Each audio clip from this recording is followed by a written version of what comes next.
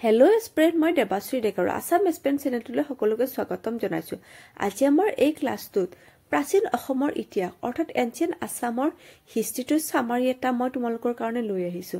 Ancient Assam বুলি playlist এটা মোৰ চেনেলত তোমালোকে পাবা। তাতে মই গোটেইখিনি ধুনীয়াকৈ এক্সপ্লেইন কৰা আছে। আজি জাষ্ট মই এটা সামাৰি এটা দি দিছো যাতে থুলমূলকৈ তোমালোকে গোটেইখিনি আৰু এবাৰ ৰিভাইজ হয়। অসমৰ হিষ্ট্ৰীটোক মিলি তোমাৰ তিনিটা পাৰ্টত আমি ডিভাইড কৰিব পাৰো। এটা হ'ল তোমাৰ এনচিয়েন্ট হিষ্ট্ৰী, এটা তোমাৰ মিডিভেল হিষ্ট্ৰী আৰু এটা তোমাৰ মডাৰ্ণ হিষ্ট্ৰী। আজি আমাৰ এই ক্লাছটোত মেইনলি আমি এনচিয়েন্ট হিষ্ট্ৰীটো আমি ডিসকাস কৰিম। এনচিয়েন্ট হিষ্ট্ৰীটোক আৰু মেইনলি আমাৰ দুটা পাৰ্টত আমি ডিভাইড কৰিব পাৰো। এটা হ'ল তোমাৰ মাইথলজিকেল পিৰিয়ড আৰু এটা হ'ল তোমাৰ পলিটিকেল হিষ্ট্ৰী। এই মাইথলজিকেল পিৰিয়ডৰ ভিতৰত কিছুমান কাল্পনিক কাহিনী বা তত্ত্বৰ দ্বাৰা এই পিৰিয়ডটো আমি অনুমান কৰিব পাৰো।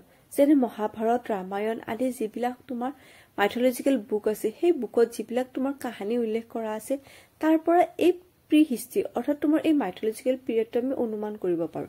আৰু এই পলিটিকেল হিষ্ট্ৰীটো তোমাৰ 4th চেঞ্চুৰীৰ পৰা বৰ্মন বংশ যেতিয়া অসমত ৰাজত্ব কৰে এই পলিটিকেল হিষ্ট্ৰীটো তেতিয়াৰ পৰা ষ্টাৰ্ট হয়। এই গোটেইখিনি আমি এটা এটাকৈ ডিসকাস কৰিম। এই মাইথলজিকেল পিৰিয়ডৰ ভিতৰত তোমাৰ দুটা বংশই ৰাজত্ব কৰিছিল। এটা হ'ল তোমাৰ দানৱ বংশ আৰু এটা হ'ল তোমাৰ অসুৰ বংশ। আৰু দানৱ বংশৰ তোমাৰ প্ৰতিষ্ঠাপক আছিলে তোমাৰ এই মহিৰংগ দানৱ।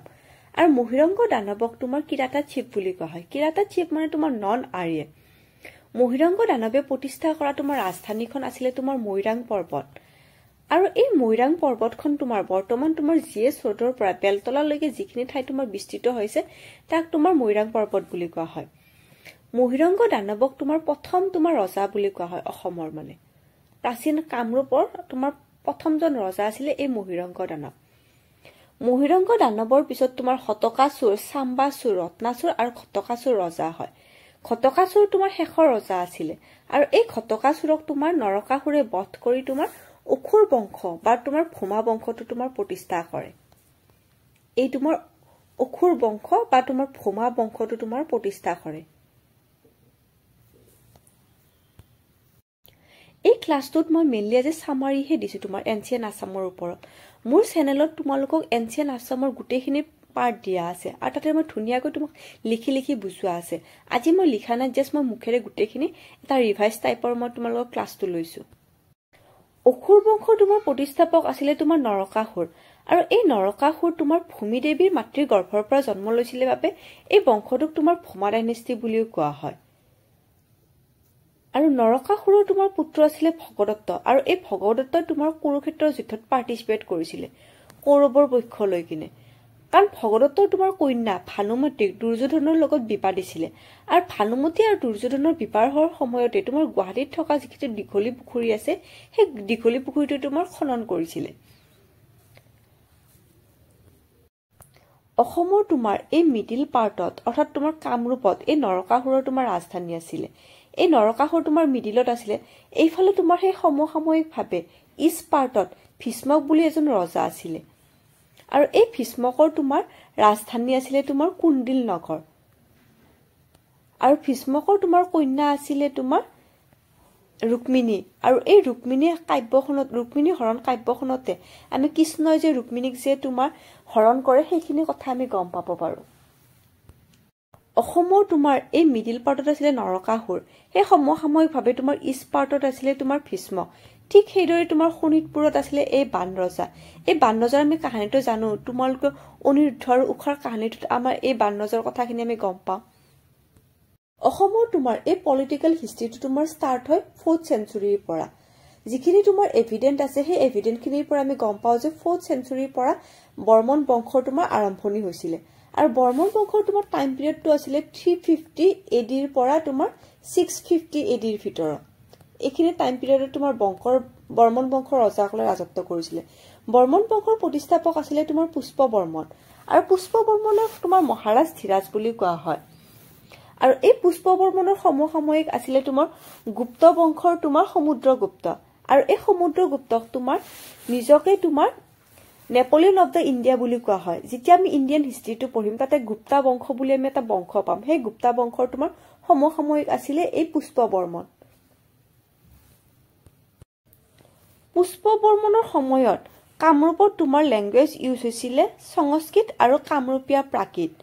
পুষ্পবৰ্মনৰ পুতেক আছিলে তোমাৰ সমুদ্ৰ বৰ্মন আৰু পুষ্পবৰ্মনৰ সমসাময়িক আছিলে সমুদ্ৰগুপ্ত আৰু সমুদ্ৰগুপ্তৰ তোমাৰ ওপৰত তোমাৰ পুষ্পবৰ্মন বহুত ইনফ্লুৱেঞ্চ হৈছিলে, সেইবাবে তাৰ নিজৰ পুতেকৰ নামে তোমাৰ সমুদ্ৰ বৰ্মন থৈ দিয়ে।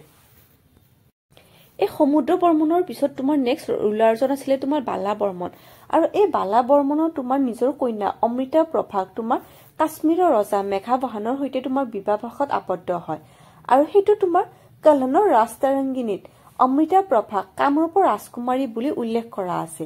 এইখিনি কথা আমাৰ কল্হাণৰ ৰাজতৰংগিনীত আমি গম পাওঁ। অমৃতা প্ৰভাৰ লগত তেওঁ যেতিয়া বিয়া হয় তেওঁৰ লগত এজন বুদ্ধিষ্ট মং এজন কাশ্মীৰলৈকে গৈছিলে আৰু সেই বুদ্ধিষ্ট মংজনে কাশ্মীৰত এটা লোস্তোপা বুলি এটা স্তূপ এটা স্থাপন কৰিছিলে। এই গোটেইখিনি কথা আমাৰ বালা বৰ্মনৰ লগত ৰিলেটেড হয়। বালা বৰ্মনৰ কন্যাৰ নাম আছিলে তোমাৰ অমৃতা প্ৰভা। এই পইণ্টবিলাক তোমালোকে মনত ৰাখিবা। বালা বৰ্মনৰ পিছত তোমাৰ নেক্সট ৰুলাৰ আছিলে তোমাৰ কল্যাণ বৰ্মন আৰু এই কল্যাণ বৰ্মনজনে তোমাৰ দবাকাখন তোমাৰ এনেক্স কৰে। কল্যাণ বৰ্মনৰ সময়তে চাইনালৈকে এটা ডিপ্লমেটিক মিছন এটা পঠিয়ায় আৰু ডিপ্লমেটিক মিছনটো যে পঠিয়ায় কেনেকে আমি গম পাব পাৰো, সেই চীনৰ তোমাৰ সাহিত্যত বা গ্ৰন্থত তোমাক কল্যাণ বৰ্মনক ইউচাই বুলি উল্লেখ কৰা আছে। ইউচাই মানে the face and the eye like the moon, সেই বুলি তোমাৰ কল্যাণ বৰ্মনক উল্লেখ কৰিছে। মানে মুখ আৰু তোমাৰ চকু দুটা চানকে জেচা সুন্দৰ বুলি কৈছিলে এই কল্যাণ বৰ্মনক। কল্যাণ বৰ্মনৰ পিছত তোমাৰ নেক্সট ৰুলাৰ আছিলে মহেন্দ্ৰ বৰ্মন আৰু এই মহেন্দ্ৰ বৰ্মনক উমাচল ৰক ইনস্ক্ৰিপশ্যনত তোমাক সুৰেন্দ্ৰ বৰ্মন বুলি উল্লেখ কৰা আছে। এই মহেন্দ্ৰ বৰ্মনৰ নামটো সুৰেন্দ্ৰ বৰ্মন হৈ আছে উমাচল ৰক ইনস্ক্ৰিপশ্যনত। আৰু এই মহেন্দ্ৰ বৰ্মনজন প্ৰথমজন ৰজা যিয়ে তোমাৰ অসমত বা তোমাৰ কামৰূপত অশ্বমেধ যজ্ঞ কৰিছিলে। এইটো তোমাৰ মহেন্দ্ৰ বৰ্মনৰ লগত ৰিলেটেড পইণ্ট হয়। মহেন্দ্ৰ বৰ্মনৰ পিছত তোমাৰ নেক্সট ৰুলাৰ আছিলে ফুটি বৰ্মন আৰু এই ফুটি বৰ্মনৰ কথা আমি বৰাগংগা এপিগ্ৰাফৰ পৰা আমি গম পাব পাৰো। এই বৰাগংগা এপিগ্ৰাফত লিখা আছে যে ফুটি বৰ্মনে 200জন ব্ৰাহ্মণ পৰিয়ালক তোমাৰ ভূমি দান কৰিছিলে আৰু বৰাগংগা এপিগ্ৰাফখন হল তোমাৰ আটাইতকৈ পুৰণি ডেটেড ইনস্ক্ৰিপশ্যন হয়। ফুটি বৰ্মনৰ পিছত তোমাৰ নেক্সট ৰুলাৰ আছিলে তোমাৰ সুস্থিতা বৰ্মন আৰু এই সুস্থিতা বৰ্মন তোমাৰ ভাস্কৰ বৰ্মনৰ পিতৃ আছিলে। এই সুস্থিতা বৰ্মনক তোমাৰ মহাসেন গুপ্তাই এটা তোমাৰ অভিযান চলায় আৰু সেই অভিযানত তোমাৰ এই সুস্থিতা বৰ্মনক তোমাৰ মৃত্যু দিয়ে বা তোমাৰ মৃত্যুবৰণ কৰে। এই সুস্থিতা বৰ্মনৰ তোমাৰ দুজন পুত্ৰ আছিলে, এটা হল তোমাৰ সুপ্ৰতিকা বৰ্মন আৰু এটা হল তোমাৰ ভাস্কৰ বৰ্মন। এই সুপ্ৰতিকা বৰ্মনৰ কথা তোমাৰ বিশেষভাৱে তোমাৰ উল্লেখ নাই, কিন্তু ভাস্কৰ বৰ্মন এই বৰ্মন বংশৰ তোমাৰ আটাইতকৈ গ্ৰেটাৰ ৰুলাৰ আছিলে। আমি ভাস্কৰ বৰ্মনৰ কথা আমি বিশদভাৱে পঢ়িম। ভাস্কৰ বৰ্মনক কুমাৰ বৰ্মন বুলিও কোৱা হয়, কাৰণ ভাস্কৰ বৰ্মনে বিবাহ পাশত আবদ্ধ হোৱা নাছিলে কাৰণে তেওঁক কুমাৰ ৰজা বুলি কোৱা হয়। আৰু ভাস্কৰ বৰ্মন তোমাৰ সিংহাসনত উঠে 594ৰ পৰা। তেতিয়াৰ পৰা তোমাৰ ভাস্কৰ শতাব্দীৰ তোমাৰ আৰম্ভণি হোৱা বুলি কোৱা হয়। এই ভাস্কৰ বৰ্মনৰ সমসাময়িক ভাৱে আছিলে ভাস্কৰ বৰ্মনৰ তোমাৰ সমসাময়িক এজন ৰজা আছিলে তোমাৰ হৰ্ষবৰ্ধন আৰু এই হৰ্ষবৰ্ধনৰ সভালৈকে ভাস্কৰ বৰ্মনৰ এজন তোমাৰ এম্বেচেডৰ আছিলে হৰ্ষ বেগ আৰু এই হৰ্ষ বেগক এই হৰ্ষবৰ্ধনৰ সভালৈকে পঠিয়াই দিয়ে। যেতিয়া হৰ্ষ বেগে হৰ্ষবৰ্ধনৰ সভালৈকে যায় তেতিয়া ভাস্কৰ বৰ্মনৰ পক্ষলৈকে এটা গিফ্ট এটা লৈ যায় আৰু সেই গিফ্টটোৰ নাম আছিলে পাত আৰু তুলিকা। পাত আৰু তুলিকা মানে এখন পিকচাৰ আছিলে, সেই পিকচাৰখন তোমাৰ হৰ্ষবৰ্ধনক তোমাৰ গিফ্ট দিয়ে। ভাস্কৰ বৰ্মন যেতিয়া ৰজা হৈ থাকে সেই সময়ত চীনা পৰিব্ৰাজক এজন অসমলৈকে আহে আৰু এই চীনা পৰিব্ৰাজকজনৰ নাম আছিলে তোমাৰ হিউৱেন চাং আৰু হিউৱেন চাঙে অসমত এমাহ থাকি কিনে অসমৰ বিষয়ে এটা ধুনীয়া টোকা এটা লিখি থৈ যায় আৰু সেই গ্ৰন্থখনৰ নাম আছিলে তোমাৰ CUK আৰু এই CUK নামৰ গ্ৰন্থখনত অসমৰ বিষয়ে ধুনীয়া ধুনীয়া তোমাৰ কথা লিখি থৈ যায় যে অসমৰ চাৰ্কামফাৰেন্স আছিলে তোমাৰ 1700 মাইল, অসমৰ মানুহবোৰৰ তোমাৰ সহজ সৰল প্ৰকৃতিৰ আছিলে, অসমৰ জলবায়ু মধ্যমীয়া আছিলে, মানুহবোৰৰ আকাৰ আৰু উচ্চতা সৰু আৰু গাৰ বৰণ তোমাৰ হালধীয়া আছিলে, কামৰূপৰ মানুহবোৰে কঁঠাল আৰু তামোলৰ খেতি কৰে, এইবোৰ বিভিন্ন ধৰণৰ তোমাৰ বিৱৰণ দি থৈ যায়। তাৰ উপৰি হিউৱেন চাঙে কয় যে সেই সময়ত তোমাৰ কুমাৰ ভাস্কৰ বৰ্মনক পূৰ্বৰ ভাৰতৰ অভিজাত ৰজা বুলি বৰ্ণনা কৰে। ভাস্কৰ বৰ্মন তোমাৰ 7th চেঞ্চুৰীত সিংহাসনত বহে আৰু এই সিংহাসনত বহাৰ পৰাই তোমাৰ ভাস্কৰ আব্দ বুলি এখন কেলেণ্ডাৰ তেতিয়াৰ পৰাই তোমাৰ ষ্টাৰ্ট হয়। বৰ্মন বংশৰ পিছত তোমাৰ নেক্সট ডাইনেষ্টিটো আছিল তোমাৰ শালস্তম্ভ ডাইনেষ্টি আৰু এই শালস্তম্ভ ডাইনেষ্টিৰ তোমাৰ প্ৰতিষ্ঠাপক আছিল তোমাৰ শালস্তম্ভ আৰু শালস্তম্ভৰ তোমাৰ আন এটা নাম আছিল মেলছানাথ শালস্তম্ভক তোমাৰ এই তেখেতৰ বিৱৰণ তোমাৰ ৰত্নপাল এই যে পাল ডাইনেষ্টি তোমাৰ এই ৰত্নপাল আছে এই ৰত্নপালৰ তোমাৰ বৰগাঁও গ্ৰেট ইনস্ক্ৰিপশ্যনত তেওঁৰ কথা তোমাৰ উল্লেখ কৰা আছে এই শালস্তম্ভৰ কথা আৰু এই শালস্তম্ভ বংশৰ পৰাই তোমাৰ কপাৰ প্লেট ইনস্ক্ৰিপশ্যন টাইম বুলি কোৱা হয় কাৰণ আমাৰ এই শালস্তম্ভ বংশৰ ডাইনেষ্টিৰ মানে বেছিভাগ বিৱৰণ আমি তামৰ প্লেটৰ পৰা গম পাব পাৰো সেইকাৰণে এই পিৰিয়ডটোক তোমাৰ কপাৰ প্লেট পিৰিয়ড বুলি কোৱা হয় কপাৰ প্লেট পিৰিয়ড বুলি এই শালস্তম্ভ বংশটোক কোৱা হয় অৰ্থাৎ তামৰ ফলিৰ পিৰিয়ড বুলি কোৱা হয় শালস্তম্ভৰ পিছত তোমাৰ নেক্সট ৰুলাৰ আছিল তোমাৰ হৰ্ষদেৱ আৰু এই হৰ্ষদেৱৰ বিষয়ে আমি পশুপতি ৰক ইনস্ক্ৰিপশ্যনৰ পৰা গম পাব পাৰো যে তেওঁৰ কন্যা ৰাজমতীক নেপালৰ ৰজা জয়দেৱৰ সৈতে তোমাৰ বিবাহ দিছিলে আৰু এখন তোমাৰ ইনস্ক্ৰিপশ্যন আছে দান্তি দুৰ্গাৰ ইনস্ক্ৰিপশ্যনৰ পৰা আমি গম পাব পাৰো যে তেওঁ ৱেষ্টাৰ্ণ চালুক্য এটা যে তোমাৰ ইণ্ডিয়ান হিষ্ট্ৰীত তুমি পঢ়িলে গম পাবা চালুক্য বুলি এটা বংশ আছে এই চালুক্যৰ লগতে তোমাৰ হৰ্ষদেৱৰ বিবাদৰ সন্মুখীন হৈছিলে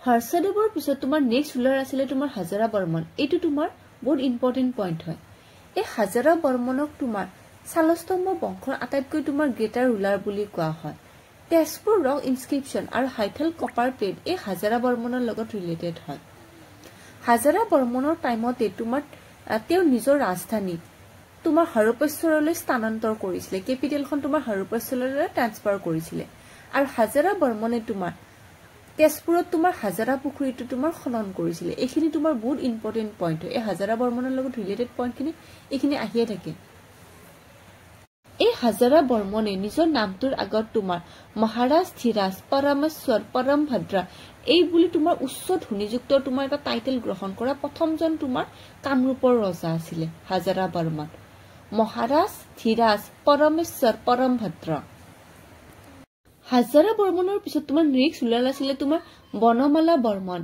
এই হাজাৰা বৰ্মনৰ তোমাৰ পুতেক আছিলে এই বনমালা বৰ্মনৰ তোমাৰ এটাই তোমাৰ পইণ্ট আছিলে যে তেখেত বহুত শিৱ ভক্ত আছিলে আৰু তেওঁ আনটিল দা ডেথ ফাষ্টিং কৰি কিনে মৃত্যুবৰণ কৰে নিজৰ কেপিটেলখন তোমাৰ জয়মালা বৰ্মনক দি কিনে ফাষ্টিং কৰি কিনে তেওঁ মৃত্যুবৰণ কৰে বনমালা বৰ্মনৰ পিছত তোমাৰ নেক্সট ৰুলাৰ আছিলে তোমাৰ জয়মালা বৰ্মন আৰু জয়মালা বৰ্মনৰ লগত ৰিলেটেড এটাই পইণ্ট হয় যে তেখেতৰ নাম আছিলে বীৰুবাহু আৰু তেখেতৰ এটা বহুত মাৰাত্মক ৰোগত আক্ৰান্ত হৈ কিনে মৃত্যুবৰণ কৰে আৰু এই জয়মালাৰ পিছত তোমাৰ নেক্সট একদম শেষৰজন ৰজাৰ আছিলে তোমাৰ ত্যাগ সিংহ বৰ্মন আৰু তোমাৰ শালস্তম্ভ বংশৰ তোমাৰ এই শেষৰজন ৰজা আছিলে এই ত্যাগ সিংহ বৰ্মন এই শালস্তম্ভ বংশৰ তোমাৰ শেষৰজন ৰজা আছিলে তোমাৰ এই ত্যাগ সিংহ আৰু এই ত্যাগ সিংহৰ কোনো ধৰণৰ সন্তান নাছিলে বাবে তেওঁ নিজৰ গৱৰ্ণৰ আছিলে তোমাৰ এই ব্ৰহ্মপাল এই ব্ৰহ্মপালে তেখেতৰ মৃত্যুৰ পিছত এই পাল বংশটো তোমাৰ প্ৰতিষ্ঠা কৰে তোমাৰ এই ফেব্ৰুৱাৰী মাহৰ ঠাণ্ডা দিনত আজি এতিয়া বৰষুণ দিছে মই এতিয়া ৰাতি ভিডিঅ'টো তোমাৰ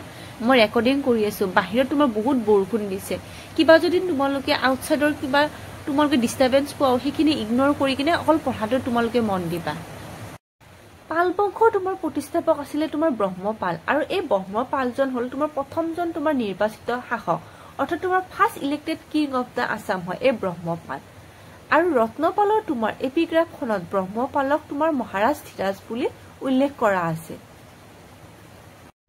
ব্ৰহ্মপালৰ পিছত তোমাৰ নেক্সট ৰুলাৰ আছিলে তোমাৰ ৰত্নপাল আৰু এই ৰত্নপাল তোমাৰ বৰগাঁও গ্ৰেণ্ড আৰু শুৱালকুছি গ্ৰেণ্ড এই ৰত্নপালৰ লগত ৰিলেটেড হয় আৰু এই ৰত্নপালৰ টাইমতে গৌড় মানে ৱেষ্ট বেংগলৰ এটা গৌড় বুলি বংশ এটা আছিলে আৰু সেই গৌড়ৰ তোমাৰ ৰাজ্যয়া পালৰ লগত তোমাৰ যুদ্ধ কৰি তেখেতক পৰাস্ত কৰে আৰু এই ৰত্নপালজন তোমাৰ প্ৰথমজন ৰজা আছিলে যিজনে তোমাৰ দুৰ্জয়ালৈকে নিজৰ কেপিটেলখন ট্ৰেন্সফাৰ কৰে দুৰ্জয়া মানে তোমাৰ নৰ্থ গুৱাহাটী সেই নৰ্থ গুৱাহাটীলৈকে তোমাৰ এই ৰত্নপালে তোমাৰ কেপিটেলখন ট্ৰেন্সফাৰ কৰে ৰত্নপালৰ পিছত তোমাৰ নেক্সট ৰুলাৰ আছিলে তোমাৰ ইন্দ্ৰপাল আৰু এই ইন্দ্ৰপালৰ লগত ৰিলেটেড হয় তোমাৰ গুৱাহাটী গ্ৰান্ট এইখন তোমাৰ ইন্দ্ৰপালৰ লগত ৰিলেটেড হয় আৰু এই ইন্দ্ৰপালে তোমাৰ ৰাষ্ট্ৰকুটুচাৰ তোমাৰ ৰাজকুমাৰী ৰাজ্যদেৱীক বিয়া কৰায় আৰু তেওঁলোকৰ এটা সন্তান হয় সেই সন্তানটোৰ নাম আছিলে তোমাৰ গোপাল আৰু এই ইন্দ্ৰপালে নিজৰ নামৰ আগত 32 তাত নিজৰ টাইটেল তোমাৰ উপাধি লগাইছিলে ইন্দ্ৰপালৰ পিছত তোমাৰ নেক্সট ৰুলাৰ আছিলে তোমাৰ ধৰ্মপাল আৰু এই ধৰ্মপালক তোমাৰ পাল বংশৰ তোমাৰ গ্ৰেটাৰ ৰুলাৰ বুলি কোৱা হয়